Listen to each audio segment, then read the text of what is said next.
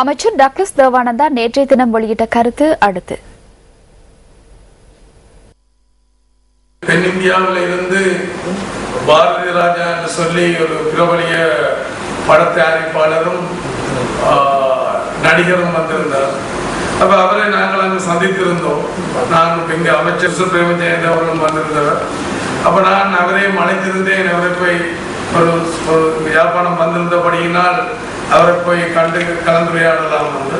அந்த வகையில் அவருடன் கலந்துரையாடிய பொழுது அவரே சொன்னார், நான் யுத்த காலத்தில எல்லாம் வந்து போயிருக்கின்றேன். ஆனால் தற்போதைய நிலைமை யுத்தம் நடந்ததா என்று எண்ணக்கூடிய வகையில் பல மாற்றங்களை காணக்கூடியமாக இருக்கின்றது என்று அவர் தெரிவித்தார். அவரிடம் நான் 2 விடயங்களை சொல்லியிருந்தேன். ஒன்று, இந்திய எல்லை மீறி இங்கு வந்து தொழிலில் ஈடுபடுவதால் எங்களுடைய வளங்கள் அளிக்கப்படுகின்றது, எங்களுடைய கடற்தொழிலாளர்களுடைய வாழ்வாதாரம் தினமும் பாதிக்கப்படுவதையும் எடுத்து சொல்லியிருந்தேன். அதை விட ஒரு இணக்க அரசியலுக்கு கூடாகத்தான் நாங்கள் பிரச்சனைகளை தீர்க்கலாம். அந்த வகையில் நாங்கள் முன்னோக்கி வந்து கொண்டிருக்கின்றோம். நீங்கள் தமிழ் தேசிய கூட்டமைப்பினரை சந்தித்தால் நீங்கள் என்னிடம் சொன்ன கருத்துக்களையும் சொல்லுங்கள் என்றும் நான் அவரிடம்